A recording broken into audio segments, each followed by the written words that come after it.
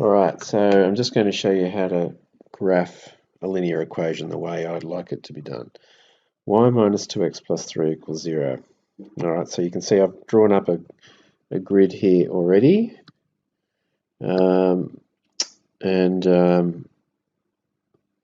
now I'll just do a few little grid marks.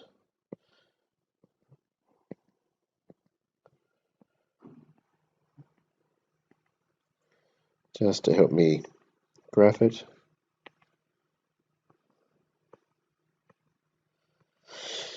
Okay, y minus 2x plus 3 equals 0. Y minus 2x plus 3 equals 0. Now, this is not in an ideal format for graphing. The best format for this to be written in to graph would be the gradient intercept form. And so I need it to look like y equals mx plus b. For that, I need y on its own.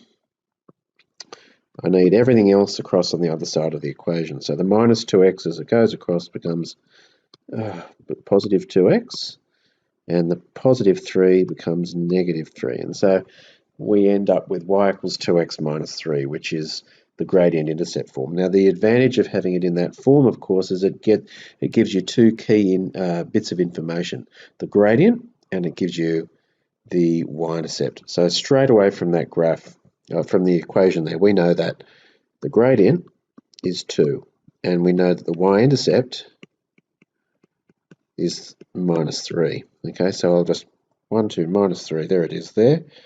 There's our y-intercept, and a gradient of 2. So that means that for every one I go across, I go up 2. And so if I go across 1 and I go up 2, that's going to take me to there.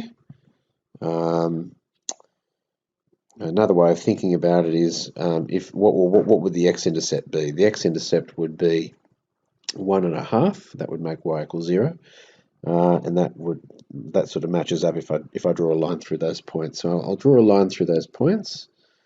Here we go.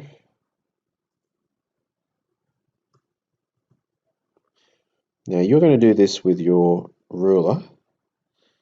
Let me redo that actually. When you draw your line, make sure that you go to the very edges of your grid. So if you've drawn an axis like that, imagine that's a box. Go from one end of the box to the other. So don't make it a piddly little line like that. Make it nice and long. All right, so come on. It goes from one edge to the other. So here we go. This is what I want you to do, and of course, do it with a ruler. I'm not going to do it with a ruler because I don't need to, because I've got this special little technique here. But you do it with a ruler, and then you put arrows on either end. Your axes should have arrows as well. Your axes should be labeled, so that should say x-axis and that should say y-axis. And what else do we need? Well, we need to label a few things. So the y-intercept is minus 3, so I'll label that as minus 3. The x-intercept is 1.5. And you can find that x-intercept by making y equal to 0. So if we did that, I'll actually do it now, just to show that it is 1.5.